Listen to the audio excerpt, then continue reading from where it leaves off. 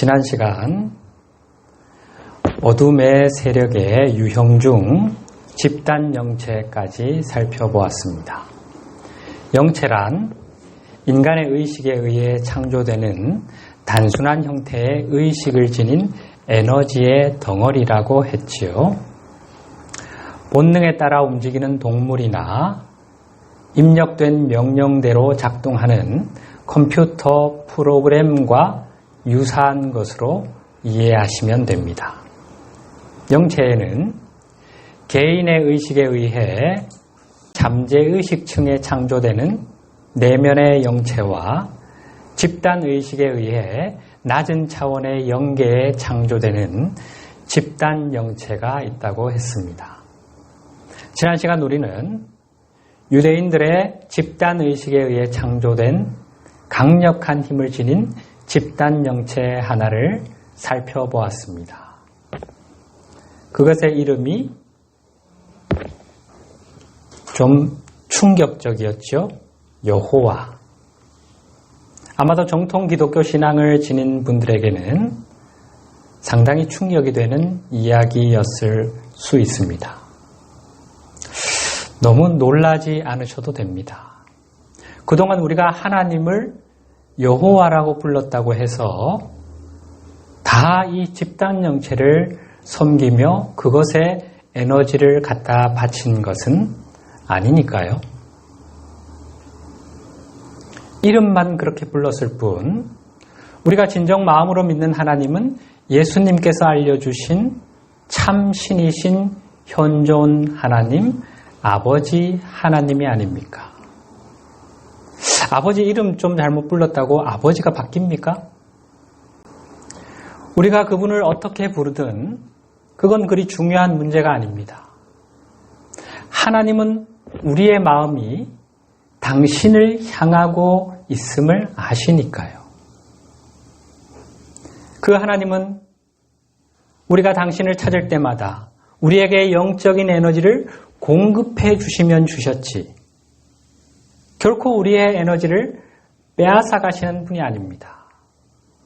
만유의 근원이신 분, 이 우주를 운행하시는 모든 에너지의 공급원이신 분이 차고 넘치시는 분이 에너지를 빼앗아 갈 이유가 없지요. 따라서 근본주의 신앙인이거나 구약성서 기반의 신앙인이 아니라면 그리 놀라실 일이 아닌 거죠. 유대인들의 집단의식에 의해 창조된 구약의 신 여호와는 예수님께서 우리에게 알려주신 참 신이신 하나님과는 너무나 다른 존재라는 것을 우리는 확인을 했습니다. 오늘은 이 구약의 신과 신약의 신이 구체적으로 어떻게 다른가에 관해서 좀 더 자세하게 살펴보려고 합니다. 2000년 전 여호와가 통제하던 이 세상에 정확히 말하면 이 세상의 임금, 즉 사탄이 여호와 영체를 통해 지배하고 있던 이 지구별에 진짜 신, 창조주 하나님과 하나됨을 이루신 그리스도가 출현을 했습니다. 그러니 아무 일 없이 그냥 지나갈 수는 없었겠지요. 정면 충돌을 피할 수 없는 상황들이 있었을 겁니다. 구약의 신과 신약의 신이 외나무 다리에서 만난 사건들 말이죠. 두 존재의 진검승부를 오늘 한번 감상을 해보자는 겁니다. 그 전에 먼저 영체 하는데 듣도 보도 못한 이 영체란 게 성경에 나오기는 하는 건가 하는 의문이 들 수 있지요. 그래서 성경에서 영체를 언급하고 있는 구절을 간단히 살펴보고 넘어가십시다. 먼저 마태복음 6장 24절 한 사람이 두 주인을 섬기지 못할 것이니 혹 이를 미워하고 저를 사랑하거나 혹 이를 중히 여기고 저를 경히 여김이라. 너희가 하나님과 재물을 겸하여 섬기지 못하느니라. 여기서 재물로 번역된 헬라어는 마몬인데 주로 맘몬 이렇게 발음을 하지요. 마몬은 재물의 신을 뜻하는 말입니다. 사람들로 하여금 재물에 집착하게 하는 집단 영체가 바로 마몬의 실체라고 할 수 있습니다. 이 지구별에서 가장 오래된 집단 영체 가운데 하나라고 할 수 있겠지요. 하나님과 마몬 영체를 같이 섬길 수는 없다 라고 주님이 말씀하고 계십니다. 이외에도 바울 사도가 영체에 관해서 직접 언급한 부분이 있는데 그 부분은 뒤에 살펴보도록 하겠습니다. 또 하나 짚고 넘어갈 것은 구약의 신 여호와가 집단 영체라는 사실을 인정하기 위해서는 먼저 성경이 어둠의 세력, 즉 타락한 존재들에 의해 심하게 왜곡되고 첨삭되었다는 사실을 이해할 필요가 있습니다. 성경은 각기 다른 시대, 다른 사람들에 의해 기록된 독립된 문헌들이 한데 모여서 오늘날 우리가 보고 있는 이런 형태의 정경, 구약 39권, 신약 27권 이런 형태로 확립된 것입니다. 구약 성경이 지금의 정경으로 확정된 것은 AD 90년 얌리아에서 있었던 랍비들의 회의에서였고 신약은 393년 북아프리카 히포 공의회와 397년 카르타고 공의회 두 번에 걸친 공의회에서 현재와 같은 27권의 신약 성경이 정경으로 공인이 되었습니다. 이처럼 성경을 구성하고 있는 각각의 문헌들이 처음 기록된 후 지금의 성경으로 확정되기까지는 아주 오랜 시간이 걸렸습니다. 이 말은 그 정체를 알 수 없는 무수한 사람들, 많은 그룹들, 권력자들의 손을 탔다는 말입니다. 구약은 더더욱 그렇지요. 이 과정에서 검은 손이 개입할 여지, 즉 어둠의 세력들의 조작이 가해질 가능성이 얼마든 있었고 또 실제로 그런 일이 일어났다는 겁니다. 우리가 성경 문자 하나하나에 집착하는 근본주의 신앙을 극복해야 하는 이유가 바로 여기에 있습니다. 성경을 모두 부정하자는 건 아니라고 했습니다. 진실과 거짓을 분별할 수 있어야 한다는 것입니다. 어둠의 세력에 의해 조작된 부분들을 가려서 보자는 겁니다. 이제 본격적으로 본론으로 들어가 보실까요? 구약의 신과 신약의 신이 정면으로 충돌한 사건, 첫 번째 이야기입니다. 구약의 신 여호와의 속성 중 하나는 자기 모순이라고 할 수 있습니다. 여호와는 자기 모순의 신, 자가당착의 신입니다. 그 근거는 이러합니다. 모세가 시내산에서 하나님께 받은 십계명은 당시 이스라엘 백성들의 의식 수준에 맞추어 그들에게 주어진 참 신으로부터 온 계명이 맞습니다. 따라서 모세 역시 하나님과 교통하는 진실한 하나님의 종이었습니다. 그 십계명의 여섯 번째 계명이 화면에 출애굽기 20장 13절 살인하지 말라지요. 여기까지는 좋았습니다. 앞에 어떤 수식어도 어떤 조건도 붙어있지를 않지요. 살인은 어떤 이유로도 정당화될 수 없다는 절대적 금지 명령이었습니다.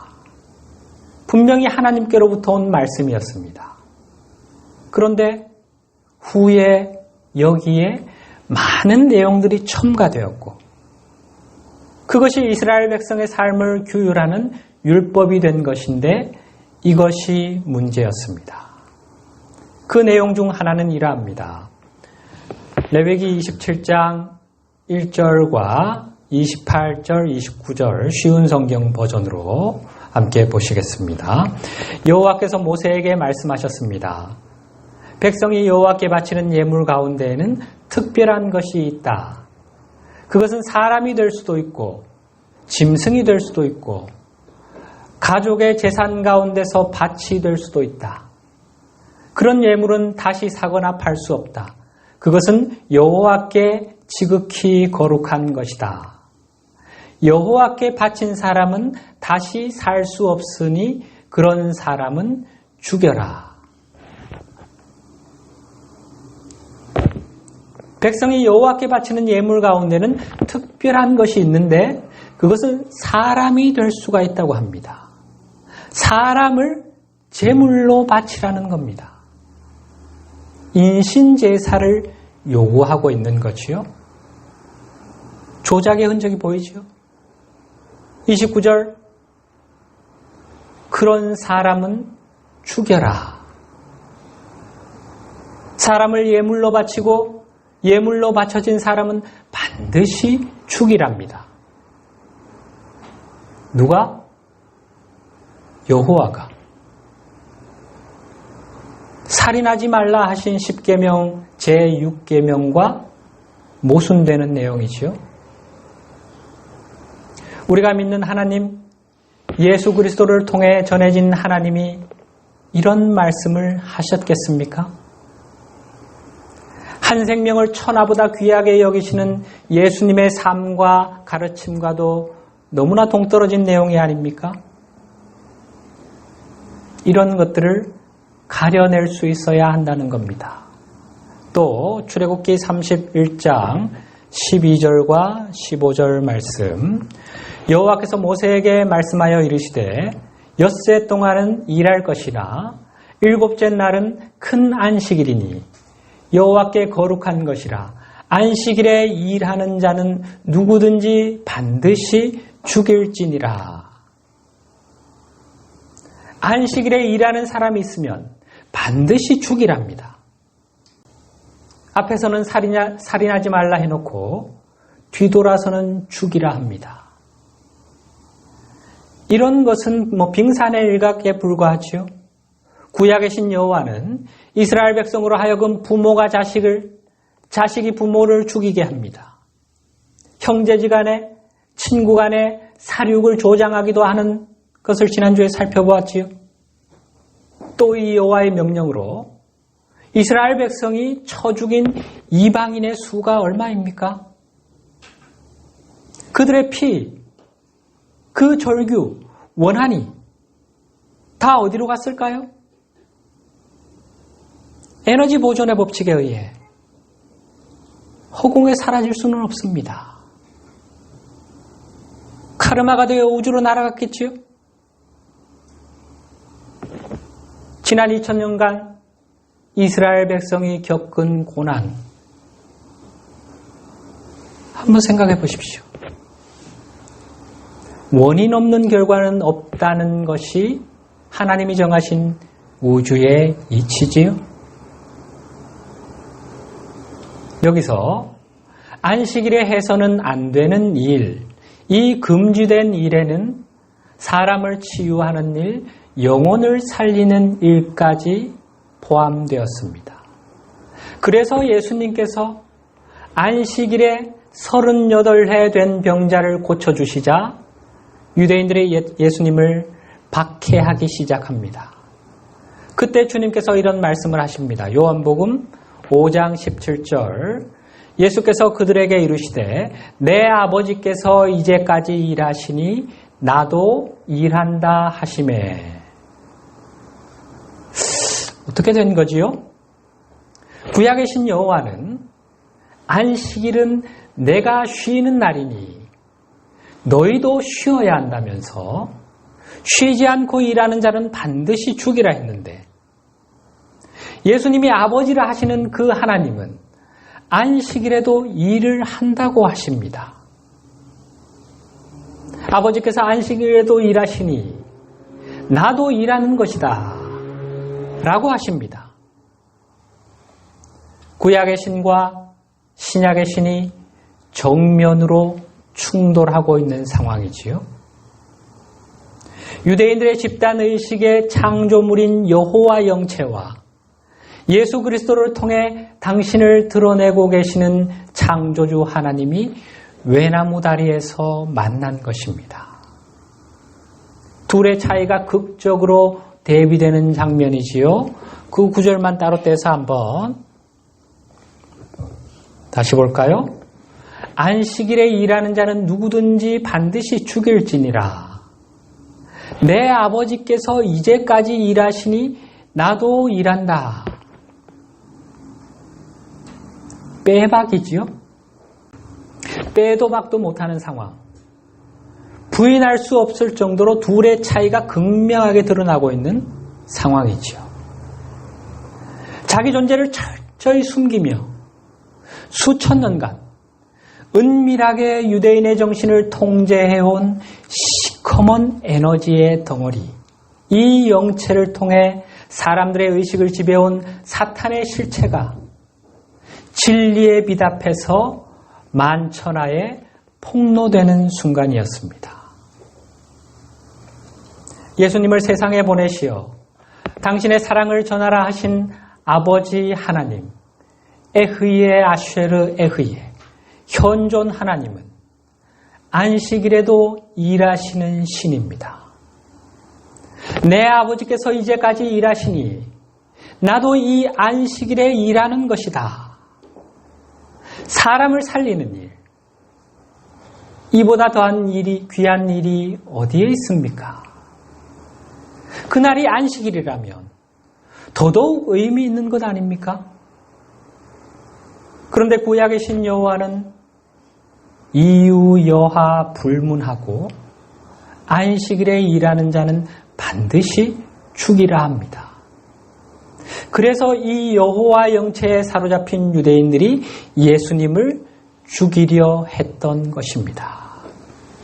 오늘 본문 요한복음 5장 18절 상반절, 유대인들이 이로 말미암아 더욱 예수를 죽이고자 하니, 집단 영체에 완전히 사로잡힌 유대인들, 그들을 사로잡고 있는 집단 영체가 보이지요? 이것이 바로 집단 영체가 일하는 방식입니다. 유대인들이 여호와 영체의 통제를 받고 있음이 증명되었습니다.